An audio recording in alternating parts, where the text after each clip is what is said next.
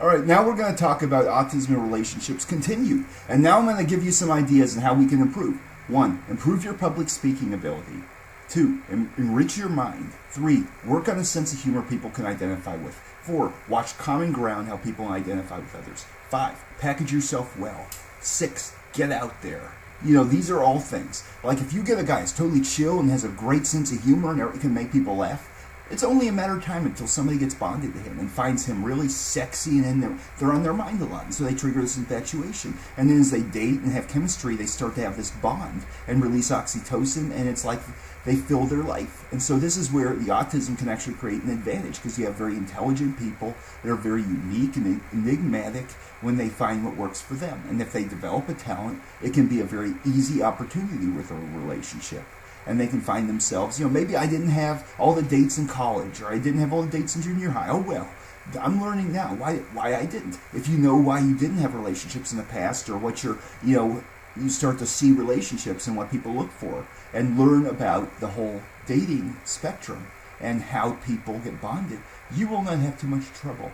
Now, honestly, I'm going to tell you this. Situational dating is better. Like if you have a job, or you have something where somebody can work with you, or you may have somebody that isn't so sure of you to begin with, but then they work with you and they start to see a different side of you that's really good, and they like being around you, and then it can help you. They may have friends that start to really like you, and then it can change the outcome. And so this is where you may not always have the smooth personality to go to this bar and have 10 people you sleep with overnight, but you may end up with a very good relationship. And then those guys that do that crap are looking at you like, damn, I wish I had a girlfriend like that. I wish I had a relationship like that. I wish I was still a virgin. I got laid when I was 11 and wish I didn't. And you find that you're the one who's the redeeming person who will definitely finish, not last, but you'll finish the best out of anybody.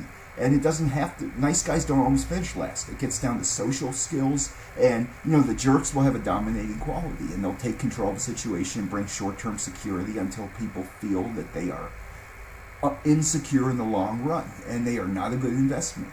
And with autism, people tend to have very good qualities that if they have a chance with a relationship, they will outdo it.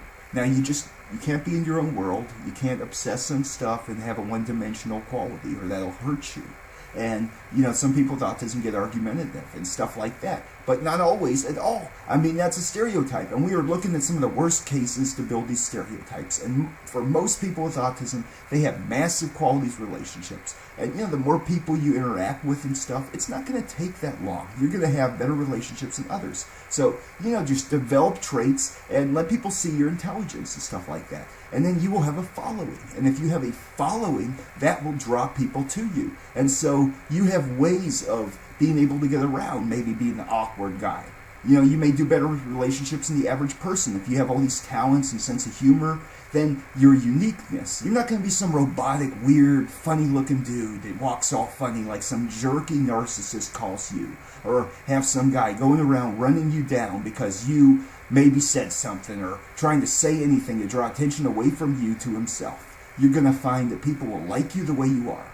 And, you just got to have positive traits and be seen in a good light. And good attention is right.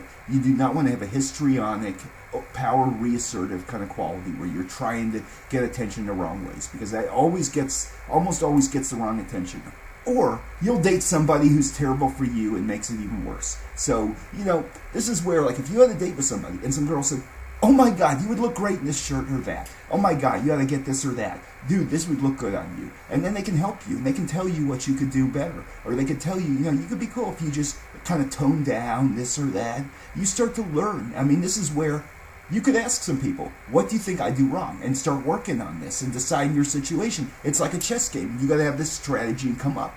And, with autism, sometimes the speaking is not as good. And now, I don't think it really impairs people socially like others say.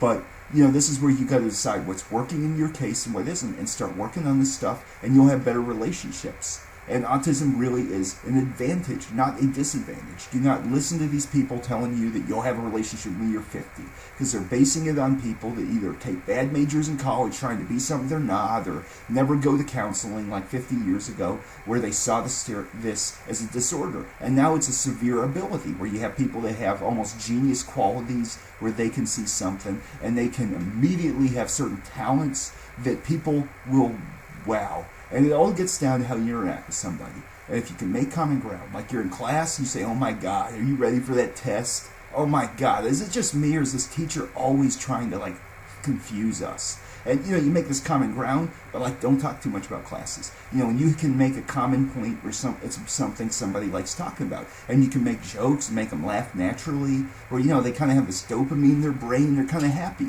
and infatuated and aroused by you. It helps. So, this is my video